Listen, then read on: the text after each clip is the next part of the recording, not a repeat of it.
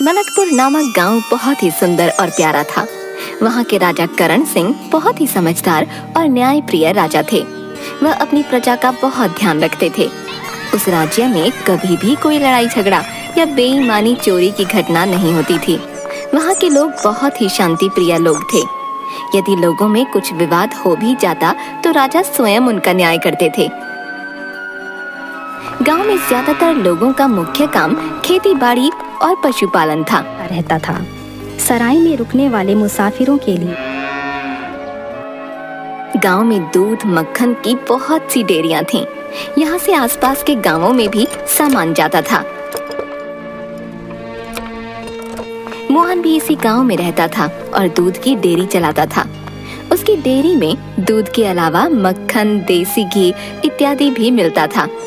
मोहन की डेयरी पूरे गांव भर में सबसे ज्यादा मशहूर थी, क्योंकि उसका सामान बहुत ही शुद्ध होता था और वह कभी भी किसी तरह की कोई बेईमानी नहीं करता था। सभी लोग मोहन की दुकान से सामान लेना पसंद करते थे। अरे मोहन भैया, जरा 2 किलो दूध और आधा किलो देसी घी दे दो। हाँ भैया, रुको 2 मिनट में देता हूँ। मोहन भैया, मुझे भी 1 किलो दूध और आधा किलो मक्खन जल्दी से दे दो।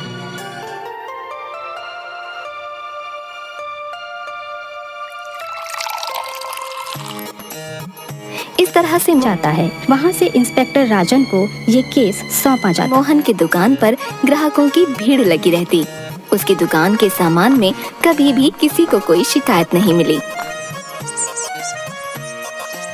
उस गांव में रमन नामक एक व्यक्ति ने भी बेकरी खोली। रमन को लगा कि अब शहर के लोगों की तरह गांव के लोग भी ब्रेड और केक वगैरह खाना पसंद करने लगे हैं, इसलिए उसने बेकरी का काम शुरू किया। गांव के लोगों में बेकरी के बारे में बातें होने लगीं। 2 दोस्त आपस में बात करने लगे। अरे भाई, तुमने देखा, अब हमारे गांव में भी एक बेकरी खुल गई है। उसमें बिल्कुल शहर जैसा ब्रेड, केक और पेस्ट्री सब मिलता है भैया। हाँ भाई, 2 दिन पहले मैंने भी वो बेकरी देखी। सोच रहा हूँ आज ब्रेड लेकर आऊंगा। इस तरह से रमन की बेकरी गांव भर में प्रचलित हो गई और लोग उससे सामान खरीदने लगे। रमन भी अपने काम में बहुत ईमानदार था। वह कभी भी अपनी बेकरी में पुरानी चीजें नहीं रखता था। एक दिन मोहन भी सुनने लगता है। वह लोग सिगरेट का कश लगाते हैं। बेकरी के सामने से गुजर रहा था। उसने सोचा कि क्यों ना यहाँ से कुछ ब्रेड का पैकेट ले चलूं।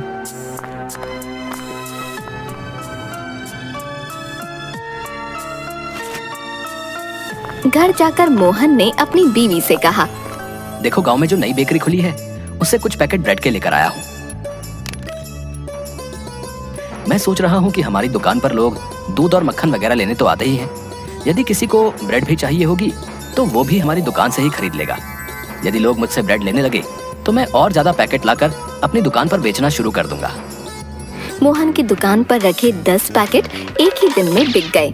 उसने सोचा कि कल मैं ब्रेड के कुछ पैकेट और लेकर आऊंगा। मोहन रमन की बेकरी पर जाता और उससे कहता है, भैया 10 पैकेट ब्रेड के दे दो। ये ब्रेड कितने ग्राम की है? ये बड़ा पैकेट 1 किलो का है। पर तुम रोजाना इतनी ब्रेड का करते क्या हो? तुम काम क्या करते हो? रमन के ऐसा पूछने जी मुझे यहाँ काम करते हुए 5 साल हो गए। मैं जब से अपने पर मोहन उसे बताता है, जी गांव में मेरी बहुत पुरानी दूध और मक्खन की दुकान है। मेरी अपनी ही डेयरी है जहाँ पर मैं खुद दूध, मक्खन और घी वगैरह बनाकर दुकान पर बेचता हूँ। अच्छा भाई, ये तो बहुत अच्छी बात है। मैंने तो ये बेकरी अभी खोली है। हमारे यहाँ रोजाना काफी मक्खन की खपत होती है, तो क्यों ना मैं तुमसे ही मक्खन मंगवा लिया करूँ। जी जरूर, मैं ब्रेड लेने तो आता ही हूँ। आप जब बोलोगे तो मैं मक्खन ले आऊंगा। ऐसा करो, तुम रोजाना 1 किलो ताजा मक्खन मेरे लिए ले आया करो। ठीक है, मैं कल से रोजाना आपके लिए 1 किलो मक्खन ले आया करूंगा। ऐसा कह के मोहन वहाँ से अपनी दुकान की ओर चल देता है। अगले ही दिन यह सिलसिला शुरू हो जाता है। मोहन रोजाना 1 किलो मक्खन लेकर रमन की डेयरी पर जाता और वहाँ से ब्रेड के पैकेट लेकर अपनी दुकान पर आ जाता। कुछ दिनों तक ये सिलसिला चलता रहा। एक वो यहीं रहते हैं और उनके अलावा उनके परिवार का कोई सदस्य यहाँ आता दिन रमन बैठे बैठे सोचता है, मैंने तो कभी भी इसके द्वारा लाया हुआ मक्खन तोल कर नहीं देखा। पता नहीं ये पूरा 1 किलो होता भी है कि नहीं। बस मन में ऐसा विचार आने के बाद रमन उसके द्वारा लाए हुए मक्खन को अपनी मशीन पर रखकर तोलता है। ये क्या, मक्खन तो केवल 900 ग्राम है। रमन ये देखकर हैरान हो जाता है और अपने नौकर से कहता है, देखो ये मोहन हमारे साथ कितनी बेईमानी कर रहा है। तुम तो कहते थे ये बहुत शरीफ आदमी है। हम कितने दिनों से इससे मक्खन ले रहे हैं और ये रोजाना हमें 100 ग्राम कम दे रहा है। इस हिसाब से तो इसने हमारे बहुत से पैसे ठग लिए। रमन मोहन की शिकायत करने के लिए राजा के महल में जाता है और उनके सामने कहता है। राजा रमन की बात सुनकर बहुत हैरान हो जाता है। मोहन के बारे में तो कभी कोई शिकायत सुनने को नहीं मिली। रमन की याचिका पर राजा अगले ही दिन मोहन को अपने सामने पर मैं भी आप लोगों के साथ बैठूंगा। जी जरूर। प्रस्तुत होने के लिए बुलाते हैं। अगले दिन रमन और मोहन दोनों राजा के सामने प्रस्तुत होते हैं।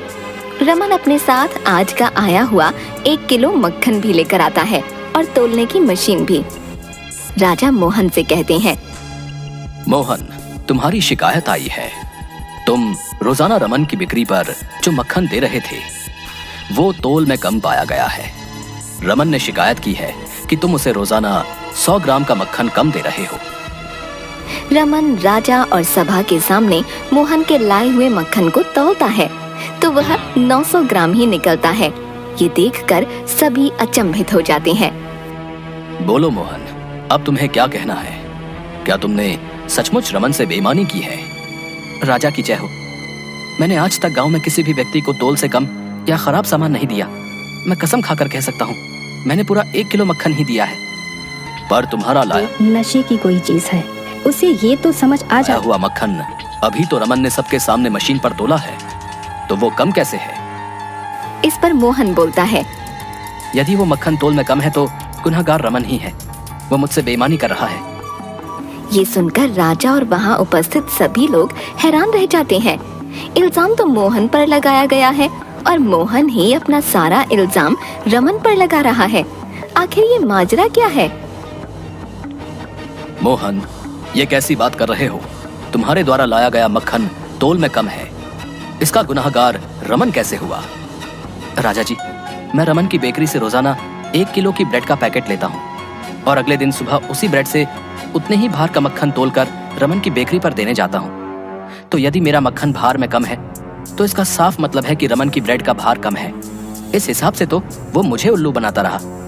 यदि आज वो मुझ पर इल्जाम न लगाता तो मुझे तो कभी भी पता न चलता कि वो ब्रेड 1 किलो से कम है। सुना है आप लोग रात में खूब गपशप लगाते हैं और ताश की बाजी भी होती है। सारी सभा उनकी बात सुनकर चकित रह जाती है।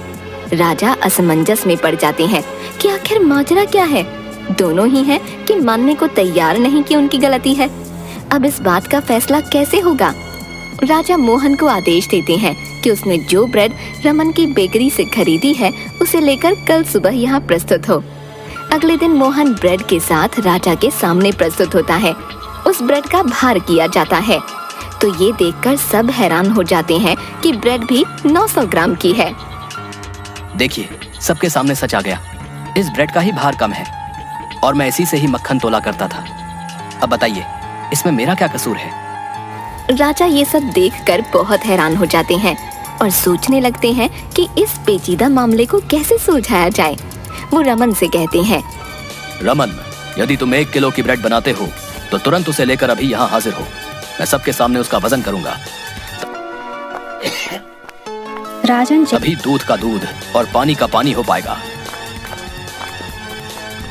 रमन तुरंत अपनी बेकरी से ब्रेड लेकर राजा के सामने प्रस्तुत होता है। सभी के सामने ब्रेड का भार नापा जाता है तो सभी ये देखकर हैरान रह जाते हैं कि वो तो पूरे 1 किलो की है। अब सभी लोगों के आश्चर्य की सीमा नहीं रहती कि आखिर ये माजरा क्या है। राजा उससे ब्रेड लेकर अपने पास रखते हैं और उन्हें अगले दिन आने को कहते हैं। राजा बहुत सोच विचार करते हैं परंतु उन्हें किसी भी तरह से समझ नहीं आता कि आखिर ये माजरा क्या है। जब मोहन ब्रेड का भार लेता है तो वो 900 ग्राम निकलती है, परंतु रमन द्वारा लाई गई वही ब्रेड पूरे 1 किलो की है। ऐसा कैसे हो सकता है? राजा काफी सोचते हैं और अपने मंत्री से सलाह करते हैं। काफी विचार विमर्श के बाद राजा के दिमाग में एक बात आती है कि ब्रेड को जब बेक करके बनाया जाता है तो उसका भार हमेशा ज्यादा होता है और कुछ घंटे रखने के बाद जिस व्यक्ति को 9 बजे सराय से बाहर जाते हुए देखा, हो सकता है वो अपना आकार और भार बदल लेती हो।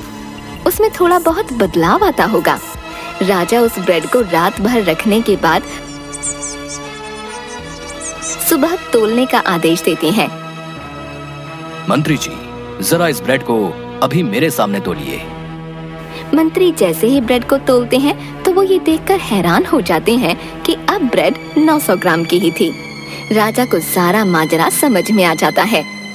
अगले दिन जब मोहन और रमन राजा के सामने प्रस्तुत होते हैं तो राजा सभा के सामने फैसला सुनाते हैं। मोहन के दिए हुए मक्खन का भार यदि 100 ग्राम कम है तो इसमें मोहन का कोई कसूर नहीं है। जैसा कि उसने बताया कि वो 1 किलो की ब्रेड से ही मक्खन तोलकर रमन को दिया करता था। वो ये नहीं जानता था कि जो ब्रेड वो 1 दिन पहले लाया है वो बेक होने के कारण कुछ घंटों बाद थोड़ी सी सिकुड़ जाती है और उसका भार, मुझे यहाँ काम करते हुए 5 साल हो गए। मैं जब से अपने गांव से 100 ग्राम कम हो जाता है। पर रमन भी बेकसूर है। वो जब ब्रेड बनाता है तो वो 1 किलो की ही पैकिंग करता है। मोहन अगले दिन 1 दिन पहले लाई गई ब्रेड के भार से ही मक्खन को तोलता था, इसीलिए वो मक्खन तोल में 100 ग्राम कम होता था। राजा उस ब्रेड का भार तोलकर सबके सामने दिखाते हैं, जो कि रमन खुद लेकर आया था। सभी लोग ये देखकर हैरान रह जाते हैं कि वह सचमुच 900 ग्राम की ही थी। राजा अपना निर्णय सुनाते हैं। इस झगड़े में मोहन और रमन दोनों ही सच्चे हैं, क्योंकि दोनों में से किसी को भी इस बात का नहीं पता था। इसलिए मैं तुम दोनों को बेकसूर घोषित करता हूँ और मोहन को यह सलाह देता हूँ कि वो जब कोई भी चीज ले ले तो उसे ठीक तरीके से मशीन पर तोला करे, ना कि किसी चीज के साथ। दोनों को ये बात समझ आ जाती है और वो लोग खुशी खुशी वापस चले जाते हैं। राजा की बुद्धिमानी पर सभी लोग उनकी जय जयकार करते हैं। उन्होंने कितनी समझदारी और चतुराई से इतने पेचीदा मामले को सुलझा दिया। इसके बाद से मोहन हमेशा मशीन से ही सब चीजें तोलकर बेचने लगा।